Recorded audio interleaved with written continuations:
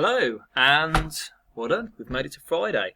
I thought I'd do a little video today on about the arithmetic test and some of the questions I think you may find tricky to help you out across both of the tests. So before you submit them, if you are online, if you're on them and you try them and you find them tricky, come and have a look to see which ones I'm doing and maybe I'm helping you. What I've done is I've gone through both tests, I've looked at the ones that I think you might find difficult, and then I've changed the numbers to show you the method behind it without giving you the answer. So hopefully this will be helpful. We'll see. So some of the questions that I think we might find tricky. There's a question in there which is a mixed number, which is going to be, for my example, I'm going to do 1 1/4, and it's a multiplication. And the reason that you're going to find this tricky, I think, is because there's more than one stage to it. The first thing you need to do is you need to change the mixed number, and I know we haven't done this in class, so either you know it or you don't, and you can remember it from year 5, or maybe you can't, and you're having to come here to find out, and that's fine, is that you change this into a whole number. Now, this here, this 1, as a fraction is 4 over 4, and what you need to do is add those two up. So if you imagine that you're doing 4 over 4, so 4 dash 4, add 1 dash 4, it actually gives you this, which is an improper fraction. Remember, we can change that improper fraction back to that. And then if we're multiplying it by a number, we know that what we can do is that we can then make this number 2 into a fraction. Now, as a fraction, 2 is 2 over 1. I changed my pen so it works. It's 2 over 1. And then what we know is that we multiply them. So actually, as a question, the mathematics behind it isn't particularly difficult, but this is the difficult part. It's changing the mixed number into an improper fraction, and then remembering here when we're multiplying it, we make this fraction into this number into a fraction, and it can give us an easy question. So 5 times 2 is 10. 4 times 1 is 4, and it actually gives us this, which is 10 over 4. Now this can be simplified. This will get you an answer. This will get you a correct mark, but it can be simplified, of course, because 4 goes into 10 twice. So it could be this.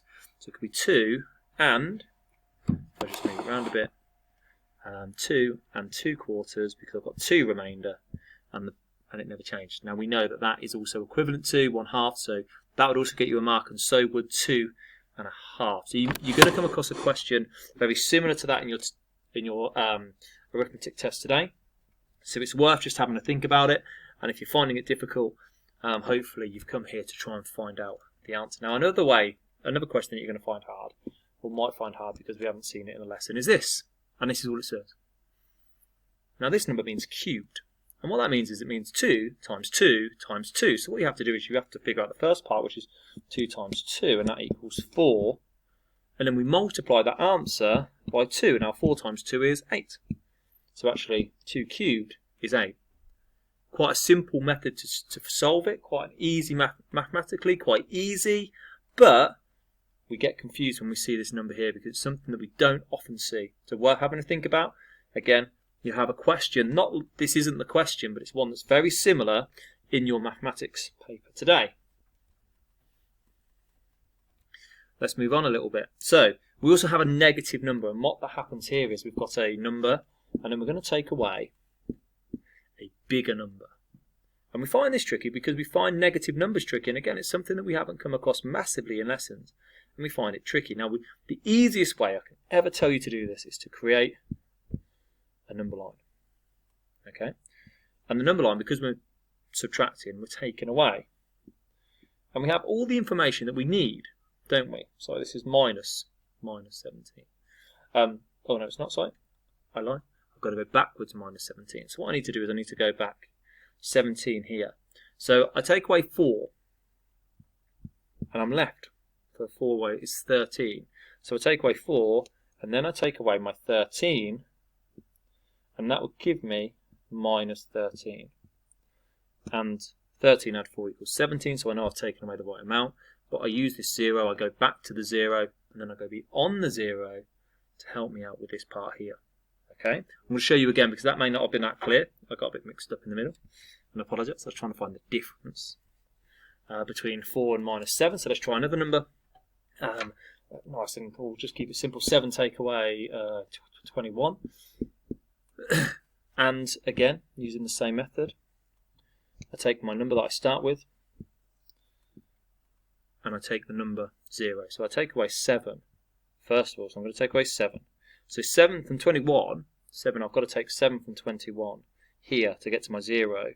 Now 7 from 20 is 14. I'm left with 14 now that I need to jump, and I can make that big jump, and I know that that's going to be minus 14 because what's left beyond it. So the answer would be minus 14.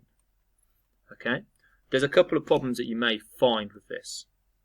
And one of the problems you may find is that if you've gone on, if you've come back to this because you've done it and you've been asked to come back and have a look, is that you may find that you've done this and you've got positive 14. Now, this isn't a way that you can do it, but you've just got to remember because it's going beyond, it's going to be minus. Actually, it doesn't matter. They do work in a very similar way in the terms of the way the numbers work, but that is a very tricky way to try and solve it. So it's not a way that I would suggest. I'd always suggest, because we're not using the biggest numbers here, I'd suggest that you use the number line to help you out. Okay. And finally, on the Year 5 paper, we've got 161, and it's a decimal problem. And we always find that with decimals, we find it tricky. Less in my face, more of the work. It's better, isn't it? And we find it tricky because what we find here is that we find it tricky to put them in the correct columns and where to put them in the correct columns. So what we need to do is we need to always make sure, and that we've been doing that this week, haven't we, in our maths, so the decimal stays in the same place. We also make sure that we've got this correct operation, to be taken away, to be taken away. We're not going to get confused there. And I put it out. Now 4, 7, 2. Now I know that goes there because of the decimal place. So I can almost take the decimal place and go, well, 4 goes that side and then 7 and 2. But you'll notice here there's no number here. Now, it doesn't matter, it's a 0. And you could go 0, 0, 0. Same here, 0, 0, 0. It doesn't matter. You fill in any blank space on the decimal place as a 0 if it's empty. And then we just work out that you would. 0 take away 2. You can't do it. So we transfer a number across. And then we go, well, 10 take away 2 is 8. So now 2 take away 7 again is 8. Can't do it, so we have to go across, and 12 take away 7 is 5. We jump the decimal place, but it's in the right place. It's always going to give us the right answer. It's to 2 decimal places. I've got 2 decimal places, so I know at least that part's going to be correct. 0 take away 4, it can't be done, so again I need to transfer. There's lots of transferring going on here. 10 take away 4 is 6. 5 take away, now these are zeros, there's nothing there, so 5, so it's actually that. There's the answer. 156.58 becomes your answer. The trick is here to make sure that you line it up correctly. That is the trick. And you won't go wrong if you line up your decimal places correctly in that terms, okay? So, some of the trickier ones you might find in the Year 6 paper. Let's have a look. So, first one, squared numbers. Similar to the cube number, we don't come across these very often, and we don't do them very often in lessons. So, 5 squared is just 5 times 5. That's what it means, 5 times 5. So, 5 multiplied by 5 equals 25. So my answer for 5 squared, which is 2, is 25. It's as simple as that. So whatever number you have, it's that number multiplied by itself. Okay, so it's 5 times 5. Just like I showed you a minute ago, cubed as 3 would be 5 times 5 times 5. So it'd be 25, and then you'd multiply it again. But let's not get too confused with that. We also have a calculation very similar to our last ones, but like this. Now this is tricky, isn't it? Because what we've got here is we've got a quarter take away 3/5. And now what we need to do again is that we need to transfer this number, this mixed number, into a fraction. We know that 1 whole is 4 over 4. We did that before. I showed you that before, didn't I? So, and if this was 5, if the denominator was 5, then the whole would mean 5 over 5. So 1 quarter here, I'd need to change that, and I need to change that to 4 over 4. Now 4 over 4, so that's 5 over 4 again. And take away 3 over 5. Now the problem we've got here is now we have a problem that we can't solve straight away because we can't just take away these numbers. We have to find the common denominator. Now the common denominator here is going to be 20. I know that because if I multiply the bottom 2 numbers, it will give me the denominators. It will give me my common denominator. So I can almost write out my new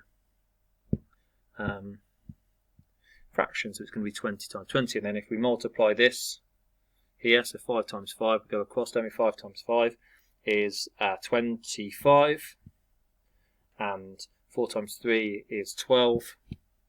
And then my equivalent fractions, and then as a takeaway, as a subtraction, 25 take away 12 is 13, and my answer is 13 over 20, as you can see just there. Okay, so there's a few steps to that you have to be wary of to go through and try. And if you don't understand, that's fine. It might be something worth us going over in a couple of lessons in a couple of weeks' time. Next, how are we doing for time? 10 minutes. I have to wrap through a couple here. So we've got, again, a very similar one. But again, worth showing you because they're ones that we don't come across. So, how do we solve this? We do the same thing. This is not 3/8 this time. This is a weird one, this, because it's not 3/8 this time. Sorry, this is not 8/8. This is 8, 16, 24/8. I don't know, because it's 3 wholes, so it's actually 24/8 as a mixed number. Now 24/8 add 3/8, so I add these two together, is 27/8. So my calculation will be 27/8, and here I've got, so that's actually 2 over 2. So here's actually 2 over 2, add 1 over 2, and I know that's 3 over 2, so I know I'm going to get rid of that because I can do that in my head. I don't need it, so I'm going to take away 3 over 2. Now again, difficulty here is that we've got denominators which are different. We need to find a common denominator, and actually a common denominator here can be 8 because we know that 2 is a common factor of 8, so I know that I can move it into the 8. So I multiply this to get to the 8, so 2, 4, 6, 8 is by 4. So I multiply this fraction by 4. Don't need to do anything with this side. And if that fraction by 4, 3 times 4 is 12. 2 times 4 is 8. And now I have a calculation I can solve. 27 take away 12 is 15. So my answer here is 15/8. Now, as a mixed number, move the camera around again. As a mixed number is 1. And how many do I have left over? 1 and 7, 8. There's a lot of work to do there, and that's going to be a really tricky one for you to try and solve if you get the opportunity to do it. If it's gone over your head, again, don't worry massively about it, because what we can do is we can try and pick one of those up in the lesson. Okay? So if you're looking at this and you've come here to find some answers and you still find it really tricky, don't panic. Don't panic. Sometimes it's just because we haven't learned it yet. And that's a really tricky calculation there. And in an arithmetic paper worth 1 mark and spending 5-10 minutes on it is not worth it. If we don't know it, we just leave it and we move on. And we come back to it at the end if we need to. Okay, it's a good stats paper trick, that, not to spend too much time on it. So, last one, final one. 6 times 2, add 136. Now, what we need to do here is that we need to figure out the calculations which are in the brackets first. So 6 times 2 is 12. So actually this question looks bizarre, but it's relatively easy. It's actually 12 out of 136, and 12 out of 136 is, the last time I checked, 148. And that's your answer. I'll show you that. 148. So what you need to do is you need to do the calculation that's in the brackets, and then find that number, then add it on. Okay? They are some of the questions that you're going to find today, and they are some of the questions that I think that you may possibly find quite tricky. So do the questions first, and then if you are finding them tricky, those types of questions, come back and have a look, stop the tape, stop it, etc. Go through it as much as you need, and hopefully you'll be able to do it properly. Have a good Friday, have a good weekend, and I will see you for maths on Monday. Well done everyone for this week.